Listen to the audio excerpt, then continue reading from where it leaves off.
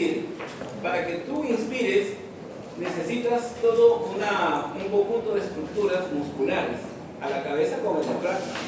Y el diafragma es el responsable, por supuesto, de ejecutar este mecanismo que se llama inspiración. Pero para expirar, tú no necesitas ningún músculo. Entonces la pregunta cae de cajón. Cuando yo tengo, entonces, o cuando yo he escuchado, ¿por qué hablan de músculos expiratorios? Porque existe ese término, músculos expiratorios, son para la expiración forzada, ¿correcto? Es decir, en la expiración forzada participa una serie de músculos, ahí sí, pero para expiración normal, no. O sea, el pulmón, por elasticidad, ¿correcto?, va a desarrollar un proceso pasivo. En el activo se contrae el músculo, pero para inspiración forzada y expiración forzada también vamos a ver músculos, en este caso accesorios. Dicho eso, entonces vamos a hacer la revisión de lo que vienen a ser los pulmones. Muchachos, el pulmón, como ya sabemos, son dos estructuras elásticas, ahora sí entendemos ese término elásticas, que van a tener obviamente caras, que son tres: costal, mediastínica y diafragmática. La costal es la externa, la que está en contacto con toda la parrilla costal, anterior, lateral y posterior. Pero la mediastínica es la que va a la parte media. Recordemos que el mediastino es un espacio que está entre ambos pulmones, ¿no es cierto? Entonces, esa cara medial se llama la cara mediastínica. Ahora, la externa es convexa, pero la interna, como va a dar paso a estructuras, tiene que ser cóncava. De la misma manera que la inferior también se le llama diafragmática. Y a esa diafragmática, como está encima del diafragma que tiene la forma de una cúpula, entonces también va a ser que cóncava. Entonces, por caras, la costal es convexa y la mediastínica y la inferior es cóncava. La mediastínica, la que está en la parte media, va a presentar una abertura, una excavación. Esta excavación se llama hilio pulmonar. Pero el conjunto de estructuras que ingresan o que salen del pulmón se le llama pedículo pulmonar. Entonces el pedículo es lo que va a ingresar. Algunos le llaman también raíz, pedículo o raíz pulmonar. Pero la superficie, la abertura por donde va a ingresar, eso se llama hilio pulmonar, ¿ya? Y entonces, ahora, este hilio, muchachos, este hilio, si tú lo ves en esta posición, o sea, lateral, aquí estamos viendo la parte ventral, o sea, hacia tu cara, ¿sí? Y acá la dorsal o craneal, ¿sí? Vamos a ver que esta abertura va a tener límites. La parte anterior, la que está dirigida hacia el corazón, ¿estamos de acuerdo o no? Esta parte se le llama preiliar, preiliar. La que está detrás, hacia la espalda, sería retroiliar. Y la que va hacia arriba, hacia el vértice, se llama suprailiar. ¿Ya? Entonces hay tres regiones, tres límites que circundan a este espacio, a esta abertura, que es el hilio, ¿ya? El hilio. Y esos son los que te mencionaba, ¿no? Cada uno de ellos tiene una definición, ¿ya? Pero está en función a esa abertura que vendría a ser el hilio pulmonar. La parte superior, a nivel de la segunda costilla, acá sería más o menos, si tomamos esa referencia, segunda costilla, ahí nosotros vamos a encontrar el vértice, ¿no? Que es la parte en donde las dos caras, costal y mediastínica, se juntan. ¿Qué? ¿Por qué no la diafragmática? La diafragmática está abajo, pues, ¿no? No puede juntarse arriba. La diafragmática está en la base. Pero el vértice son las dos caras, ¿ya? Costal y mediastínica. Una aplicación para esa parte, normalmente con el concepto de pulmón. Mira, escúchame. Te voy a dar un caso clínico. Tenemos un paciente varón, hombre, ¿no? 40 años, ¿ya? 40 años. Y le pone vamos a ponerle un trabajo, pescador. ¿Muy bien? Esta persona presenta una tos productiva de más de 14 días. Pregunta, ¿cómo se llaman las personas que tienen una tos productiva más de 14 días? Se les llama sintomático respiratorio, ¿correcto? Un sintomático respiratorio. Y ahí van a ver ustedes que el sintomático respiratorio se tiene que captar porque está propenso a... vamos a ver qué. Ya. Tenemos entonces un paciente varón, 40 años, pescador, con tos productiva de más de 14 días. Seguimos. ¿Ya? Pérdida de peso. ¿Ya? Le agregas otro dato, ya está con pérdida de peso. 3. Diaforesis. El concepto de diaforesis significa que tiene sudor en la espalda, en el dorso de la espalda. Le suda la espalda por la noche. Pero es pescador, también, pues, ya, pescador que le suda la espalda. Muchachos, diaforesis y con dolor torácico. Le agregamos ahora el dolor. Le duele la espalda. Tiene dolor de espalda. Entonces, cuando uno tiene ese cuadro, ¿ya? Que obviamente puede simular muchas enfermedades, sin embargo tenemos que ponerlas en orden, esas muchas enfermedades. Entonces, considerando esas características, ¿qué significa que tenga que ser pescador? O sea, ¿por qué me dan ese dato que sea pescador? Porque el lugar de trabajo de ellos es reducido, es una lancha. En una lancha pueden ir de 10 a 15 personas. Y estas personas están por un tiempo en alta mar. ¿Estamos de acuerdo o no? Obviamente, el contagio, ¿no es cierto? Ahora, ¿habrá hacinamiento o no? Claro o no, claro. Será una lancha y todo, pero igual, o sea, tantas personas ahí. Entonces, primera enfermedad que tengo que descartar. TBC, claro, es una TBC, ¿no? Pero tengo que demostrarlo. ¿Y cómo lo demuestro? 2 exámenes típicos, ¿no? Una prueba de esputo, ¿no? Una vaciloscopía, y la otra, una radiografía pulmonar clásica, ¿no? De entrada tengo que pedir una radiografía. Entonces la pregunta es, ¿en dónde se ven las lesiones clásicas de una TBC pulmonar? Primero, en el pulmón derecho, primera característica. Y siempre las preguntas que me hablan para que yo marque esa respuesta me tienen que decir eso.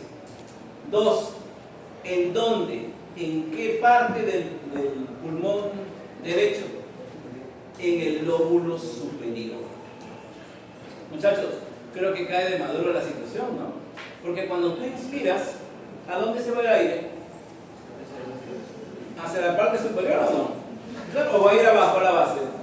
Definitivamente que la parte más ventilada es el lóbulo derecho, ¿no es cierto? El lóbulo superior, ¿no? En este caso el lóbulo superior. Ahora, obviamente yo no puedo decir vértice porque vértice es el punto más alto, ¿no? Pero en esta región, ¿ya? Es donde se localizan esas lesiones. Las lesiones se llaman en forma de caverna, no como huecos, que es obviamente la fisiopatología normal del Mycobacterium y tuberculosis. Crear justamente esas cavernas, ¿ya? Esas cavernas, esos huecos, y obviamente es ahí donde el Mycobacterium empieza a desarrollarse. ¿Por qué? Porque el Mycobacterium es una bacteria aeróbica. O sea, que necesita oxígeno. Por supuesto que sí, ¿no? Oxígeno. Y ahí por eso que cuando uno a veces ve esos conceptos, cuando uno limpia una herida, una persona tiene una herida y esta es una herida supurativa, correcto.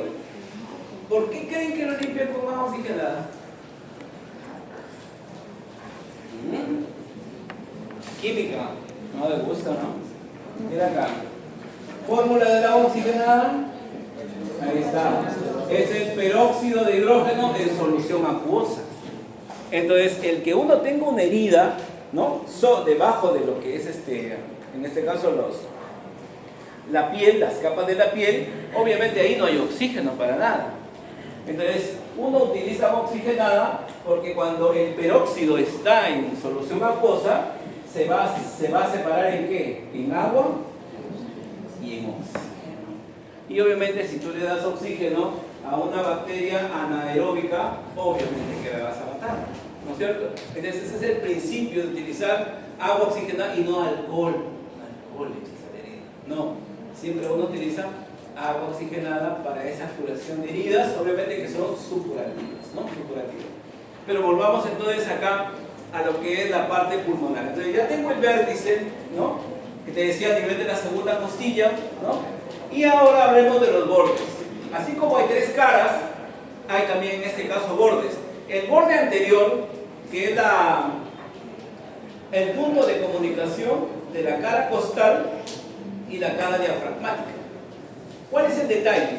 Que los dos bordes deberían ser iguales, ¿no? Los dos bordes deberían ser iguales. Pero ¿qué pasa? Que a la izquierda, ¿quién se orienta a la izquierda? El corazón.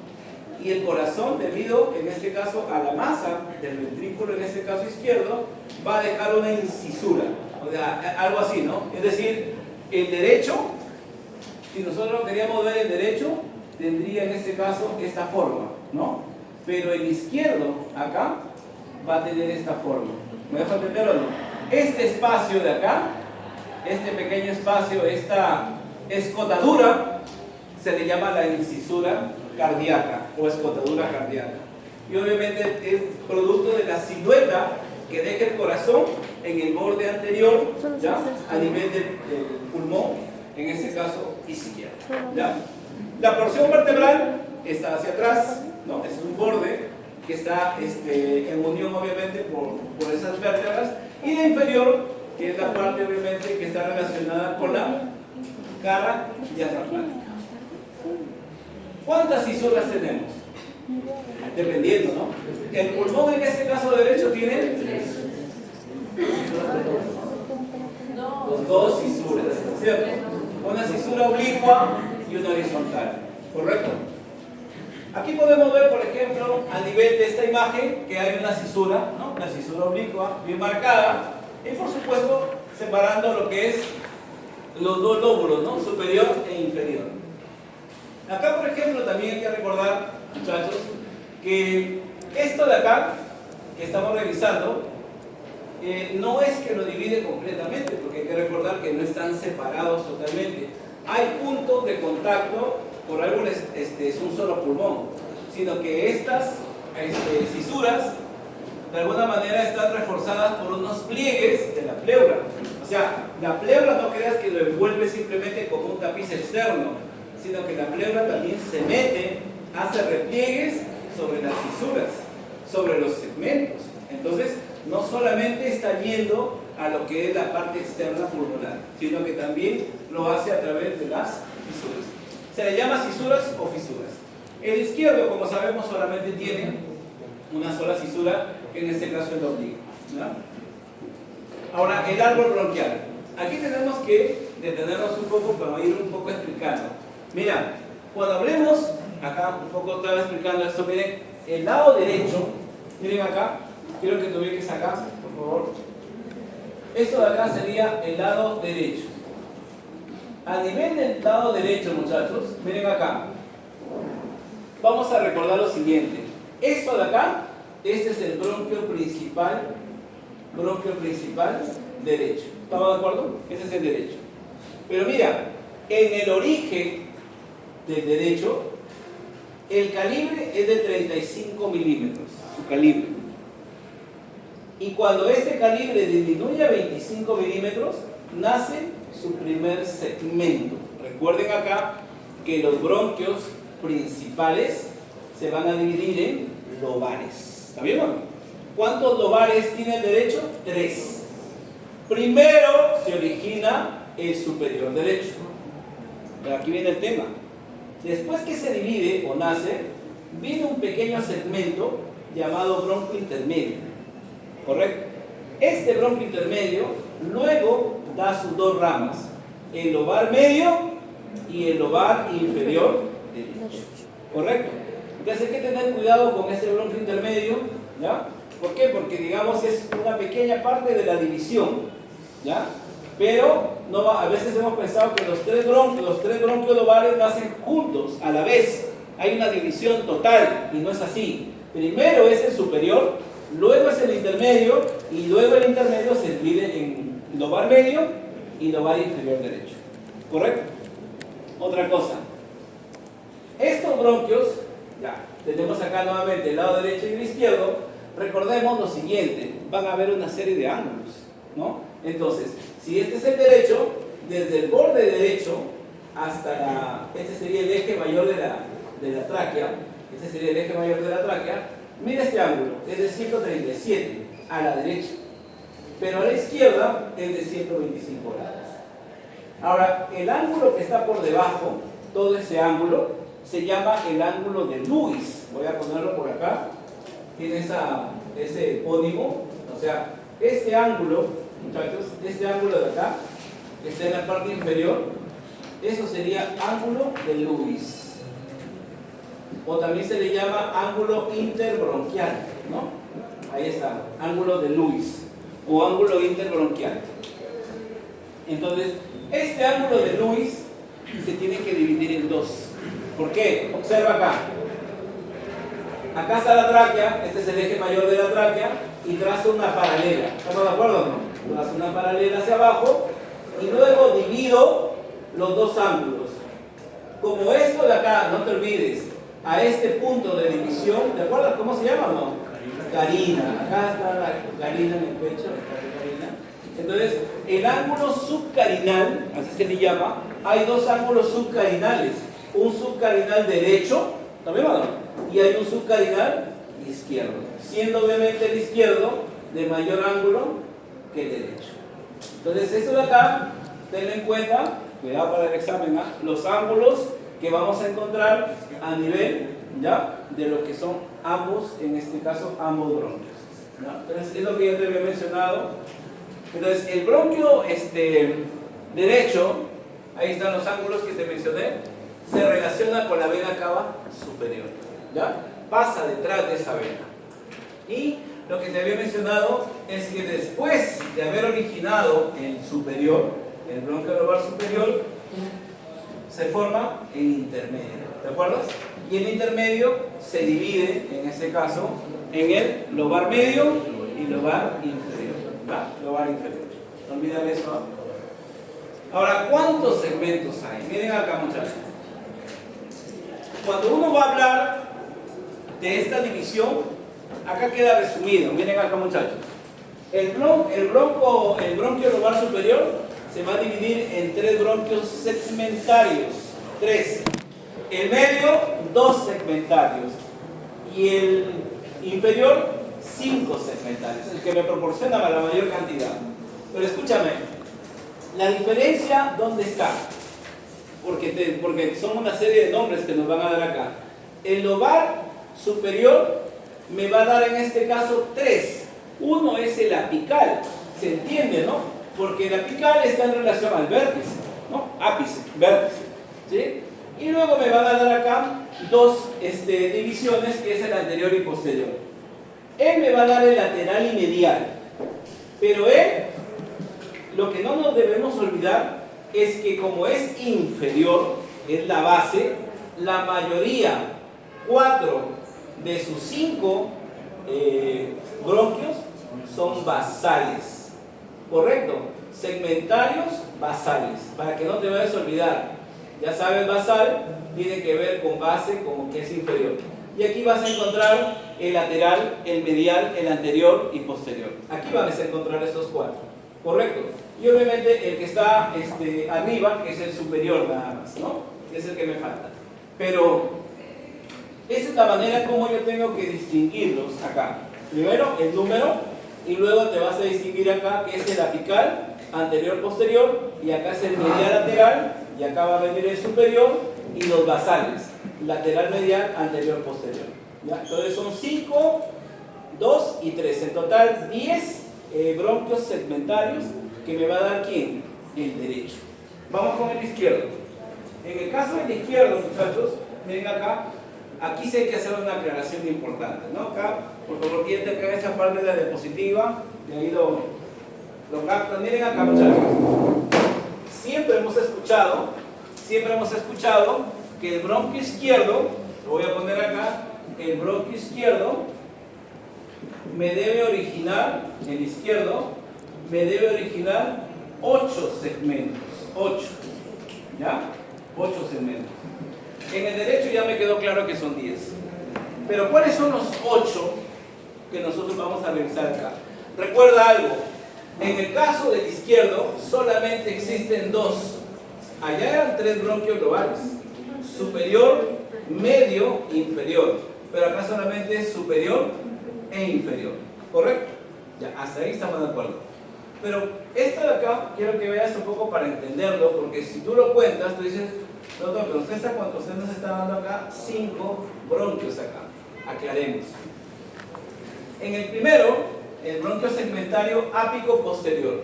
Es decir, acá es uno solo nada más. Es un solo bronquio nada más.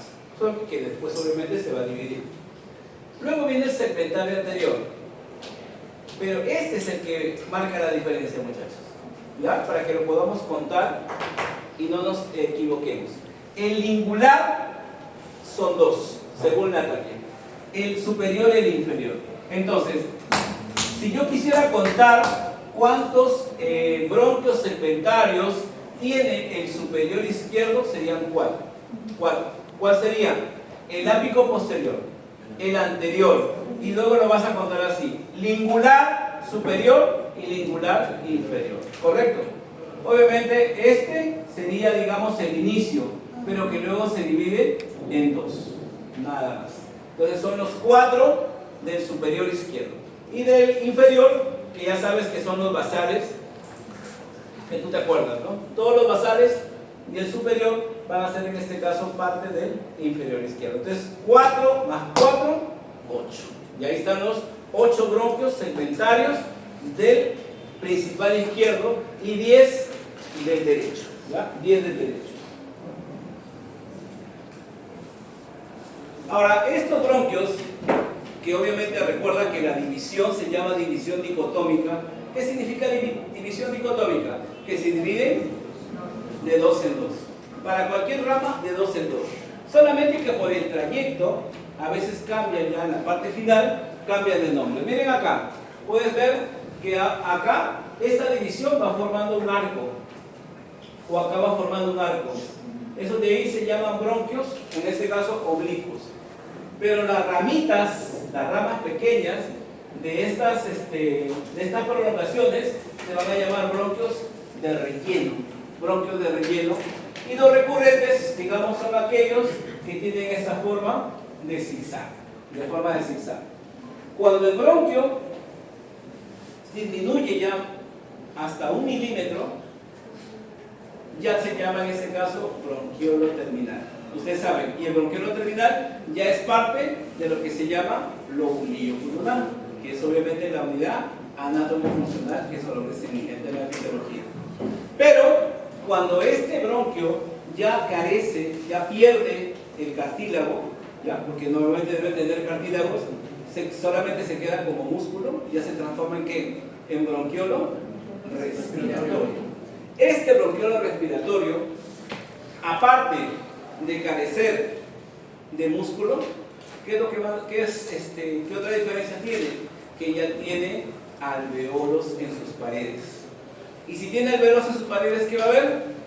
Hematosis. Por eso es que cuando se habla del intercambio gaseoso, se toma como referencia el bronquiolo respiratorio, ¿ya? Pero no porque ya no tenga cartílago, no, sino porque sus paredes ya presentan alveolos pulmonares. Bien, ahora la vascularización. Muchachos, recuerden algo, el pulmón tiene doble vascularización. Una es funcional y la otra es nutricia. Funcional, arterias pulmonares. Nutricia, arterias bronquiales. ¿Ya? Repito. Funcional, arterias pulmonares, y nutricia, arterias bronquiales. Ahora escúchame. ¿De dónde nacen las arterias pulmonares? o la izquierda y la derecha, de la arteria pulmonar común. ¿Dónde nace la arteria pulmonar común? Ventrículo derecho. ¿Estamos de acuerdo o no? Pero recordemos nosotros, a ver, que el ventrículo derecho, ¿estamos de acuerdo o no? Su compañero dice, viene del ventrículo derecho. Pero la sangre del ventrículo derecho, ¿de dónde viene? De la aurícula derecha, ¿o no? Y la aurícula derecha, ¿de dónde viene la sangre? De las venas cavas, ¿no es cierto? Ahora, las venas cavas normalmente hacen drenaje, o sea, traen sangre pobremente oxigenada. ¿Estamos de acuerdo o no? Y obviamente al llegar de aurícula a ventrículo y de ventrículo a la pulmonar, la idea es, así es, que tenga que captar el oxígeno, o sea, hematosis. ¿Está bien? Hematosis. Quiero que entiendas esa parte, ¿por qué? Porque en el pulmón cambia el orden, porque normalmente, por lo que sabemos, una arteria que conduce sangre ricamente oxigenada, ¿verdad? Y la vena poco oxigenada. Pero en el pulmón se invierte la relación. La arteria pulmonar transporta sangre poco oxigenada. ¿Estamos de acuerdo? Y obviamente la vena pulmonar, que es la que va a retornar, sería ricamente oxigenada. ¿Sabemos? El pulmón se invierte. Y eso lo vamos a ver porque cuando tú veas fisiología vas a tener que entender por qué justamente la sangre que retorna no llega al 100% oxigenada. ¿Por qué? O sea, tiene que haber alguna razón, pero si está yendo al pulmón, se está enriqueciendo de oxígeno. ¿Por qué no sale al 100%? Tiene que haber una razón. Entonces, mira, las dos arterias pulmonares siguen el trayecto de los bronquios. Es decir, se va a dividir. ¿En qué se van a dividir? Se van a dividir en arterias lobares, segmentarias. ¿Estamos de acuerdo o no? La misma división que hemos visto en el bronquio. O sea, ni para que te plantees. Las dos. Pero, ahí viene el tema. Muchachos, vamos a encontrar que existen las llamadas anastomosis. ¿Qué es la palabra anastomosis? Una conexión, un circuito, ¿verdad?, entre vasos, que se puede dar entre arterias o entre venas. ¿Estamos de acuerdo? Bien, ya revisamos la pulmonar. En el caso de la sistémica, o sea, la circulación nutricia, parte de las llamadas arterias bronquiales, ¿correcto? Estas arterias bronquiales, quiero que veas acá, y aquí viene un punto, ¿no? La bronquial derecha me va a dar una rama colateral y la derecha con la izquierda se unen, ¿sí? Y van a formar un arco arterial. Ese arco arterial se le llama la arcada subcarinal de la tráquea. Y ahí viene el primer momento de esta mezcla, ¿correcto? Alguien dirá, oiga, pero la derecha, la bronquial derecha y la bronquial izquierda, las dos transportan sangre ricamente oxigenada. No tendría ningún cambio ahí, eso es cierto. Pero ya estamos viendo una anastomosis, en este caso, arterial, ¿sí? Y la izquierda, que como ves, se origina de la T6. Entonces, el cambio, muchachos, viene acá, en el drenaje. ¿Quién retorna la sangre, muchachos? ¿Quién retorna la sangre de la arteria pulmonar? La vena pulmonar. ¿Y quién retorna la sangre de la arteria bronquial? La vena bronquial. ¿Está bien? Estas dos, en lo que están hablando, se van a comunicar. Y acá está. Al desembocar las bronquiales en las pulmonares, como puede ver acá, eso explica que esta mezcla disminuya la saturación de oxígeno. ¿Por qué? Porque la vena pulmonar, ¿qué trae? Ricamente oxigenada, te lo había dicho hace un momento. En cambio, la vena bronquial es poco oxigenada. Entonces, esta mezcla es la que provoca justamente que la sangre no se sature al 100%. Normalmente llega al 97%. ¿Ya? Bien. Y la inervación. Muchachos, recuerda también algo. Así como el pulmón tiene doble vascularización, te dije, ¿no? Funcional y nutricia, acá tiene doble inervación autónoma. Aquí se le llama sistema nervioso autónomo, al simpático y al parasimpático. Entonces tiene esa doble inervación. Ahora, recordemos, para que no te vayas a patear, muchachos, ¿Con qué otro nombre se le llama al sistema nervioso simpático? Toracolumbar. Y el parasimpático, craniosacro. Vamos a recordar algo de neuroanatomía. Muchachos, mira acá. Cuando ustedes han visto, ¿te acuerdas? Acá está el cuerpo vertebral. Vamos a poner acá el cuerpo vertebral, se vería de esta manera. El cuerpo vertebral. Este sería el cuerpo vertebral. Y acá está el agujero vertebral, ¿no es cierto? Y en el agujero vertebral, la médula espinal. Acá están las arterias, en este caso las espinas, ¿te acuerdas? Las apófisis espinosa y las apófisis transversas. Al salir un nervio de acá, ¿te acuerdas o no? Al salir el nervio, ¿te acuerdas? Este es el nervio raquídeo o nervio espinal. Este nervio que está saliendo va a emitir ramas, una rama posterior, ¿no? Que va a ir a la parte de la espalda, y la gran rama anterior. ¿Está bien o no? La gran rama anterior que va a ir obviamente a la parte ventral. Recuerda que los nervios raquídeos son mixtos, son sensitivos y motores. Pero ¿dónde viene, muchachos, la diferencia? Es que hay un pequeño ramo, pequeñito nada más, que se llaman los llamados comunicantes. Y estos dos comunicantes se llegan a unir. Llegan a unirse. Y esto que se está formando aquí, ¿ya? Esto que se está formando ahí, en la parte posterior, se le llama ganglio. ¿Sabía o no? Ganglio. Y a partir de este ganglio, se van a formar las llamadas cadenas. Pueden ser simpáticas o parasimpáticas. Entonces, a partir de estos ganglios, ya me estoy entendiendo, entonces, el tóraco-lumbar se va a formar por una cadena simpática que va a estar sobre T1, ¿sabían o no? Hasta T12 o no, y desde L1 hasta L5, ¿sabían o no? Bien, ahora escúchame, el parasimpático es cráneo sacro. ¿Y por qué era cráneo sacro? Porque ya recordemos que hay nervios craneales, ¿quiénes? 3, 7, 9 y 10, ¿ya te acordás o no? Que tienen fibras parasimpáticas. Pero aparte de ello, ¿quién está en los sacros? ¿Te acuerdas o no? Ya te olvidaste ya. S2, acá, S2, S3 y S4. Son los sacros, ¿cierto? Muchachos, ¿quién está acá? ¿Quién es? Habla. ¿Quién es? El vago. Entonces, el vago es el principal nervio parasimpático, ¿ya? Ahora, alguien dirá, ¿por qué no es el 3? Es que el 3, ¿quién era? ¿Te acuerdas quién era el 3 o no? El motor, el óculo motor, ¿no? El nervio de Edinger-Westphal, ¿no? Pero eso solamente se queda ¿dónde? En la pupila, ¿cierto? Ahí a nivel de la pupila, ahí lo vas a encontrar. El otro, el 7, facial, no baja, ¿no? El 9, el glosofaringeo. Entonces, el único que va a llegar a la parte pulmonar es el 10. En este caso, el vago.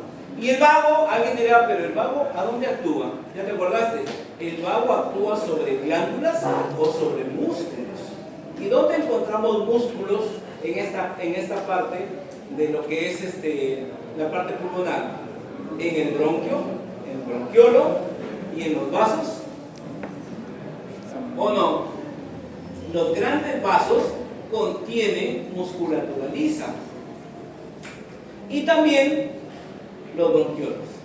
Por eso es que cuando hay broncoconstricción y vasoconstricción, justamente ahí actúa ¿quién? El nervio vago. ¿Correcto? Entonces, tiene que ver mucho justamente esa inervación, ¿ya? Parasimpática, por si acaso. Y el otro, en el simpático, como pueden ver, mira, ¿quiénes son los nervios que participan como inervación simpática? Los torácicos 2, 3 y 4. ¿Está bien o no? Los torácicos, tóraco-lumbar. ¿Está bien? No te vayas a patear ahí en el examen, ¿no? Entonces la inervación varía, es distinta ahí, ¿ya? Es distinta ahí. Y las raíces, muchachos. ¿Qué es la raíz? El pedículo. Una raíz no es otra cosa que el pedículo, que es el conjunto de ¿qué? Bronquio arterias y venas. ¿Recuerda algo? ¿Por qué dice venas? Porque recuerda que normalmente por cada arteria, ¿cuántas venas hay? Dos. Por cada arteria hay 2 venas. Un ejemplo en donde la relación se invierte es a nivel de ¿dónde? Cordón umbilical. En el cordón, cuando se hace el corte, ¿ha visto? Se ve una vena, la gran vena umbilical, y 2 arterias. Ahí se invierte la relación. Pero normalmente acá son 2. ¿Ya? Entonces, el pedículo en ambos lados está formado por un bronquio, por una arteria y por 2 venas. ¿Ya? Bien. Y terminamos. Bueno, los lóbulos son los mismos, eso ya lo han visto. Vamos avanzando, muchachos. Y la pleura, terminamos ahí. Muchachos, ¿la pleura qué es? Es una membrana serosa. Está clasificada como un mesotelio. Hay 3 mesotelios característicos: pericardio, peritoneo, pleura, ¿no? Las 3 P, ¿no? Que son membranas serosas. Pero en el caso de lo que viene a ser la pleura, tiene 2 hojas. Una visceral, que está en contacto con el pulmón, que no se puede resecar, no se puede quitar, y la que está unida a la caja torácica, que viene a ser la pleura parietal. Muchachos, normalmente entre ellos no debería, digamos, es como si fuera virtual. O sea, se dice que solamente debería haber 10 mililitros entre ellos, ¿no? Para que haya un rozamiento, nada más. Sin embargo, hay lugares en donde ese espacio es mayor. A ese espacio se le llama receso. ¿Sí? Mira, un receso vendría a ser una pequeña cavidad en el punto de encuentro de las caras, en este caso de la pleura. Miren acá, yo tengo un pulmón y todo lo que ves acá de morado estaría obviamente revestido por la pleura visceral. En cambio, afuera está la pleura parietal y entre ellos un espacio. ¿Ya ven o no? Ese receso va a recibir diferentes nombres, ¿no? En este caso puede llamarse costo diafragmático. Costo por la zona que es costal y diafragma porque es la parte inferior. Costo diafragmático, ¿no? Hay también costofrénicos, hay costos vertebrales. Entonces, esto de acá, muchachos, siempre se ve en un ángulo. Escúchame, en una radiografía, cuando uno observa una radiografía, una de las cosas que tú observas, aparte de ver el parénquima, por supuesto uno ve el parénquima siempre en primera opción, pero uno siempre tiene que revisar esto. Pregunta, ¿en qué enfermedad estos ángulos se borran? Fácil. Ese ángulo se borra. O sea, a ver, te voy a poner el ejemplo. Si se supone que estamos viéndolo, mira, para hacer un comparativo, yo lo estoy viendo así o no, ya, ¿en qué enfermedad se vería así? O sea, este pequeño espacio, para que te guíes, estaría así, ¿no? Claro, cuando ese ángulo está lleno de algo, ¿estamos de acuerdo o no? Es un derrame pleural. Obviamente el derrame hay que ver de qué naturaleza es, ¿ya? Pero normalmente un derrame puede ser por algún líquido proteico, ¿sí? ¿Un cáncer me da un derrame pleural o no? ¿Sí o no? Pero por supuesto que sí, ¿ya? Hay enfermedades como por ejemplo hipotiroidismos que llenan eso de ahí, ¿sí? Ahora, pero no solamente puede ser líquido, puede ser sangre o no, por un traumatismo, ¿sí? Puede ser pus o no, ¿sí? Un piotórax. O también puede ser aire, pero el aire tiene otra característica, ¿no? Los neumotórax, que normalmente el neumotórax no se ve abajo, se ve arriba, ¿ya? Entonces, estos ángulos, no olvidar, están formados por los espacios que dejan las pleuras. Las pleuras, y como te dije, son varios tipos de recesos, ¿ya? El más común es el costo diafragmático, pero hay de otra naturaleza también. Vamos a ver otro corte acá. Ahí, ¿no? Acá podemos ver este receso costo diafragmático igual, en relación a lo que es el hígado, y también lo podemos ver en la parte, en este caso, anterior. ¿Ya? Nos vemos.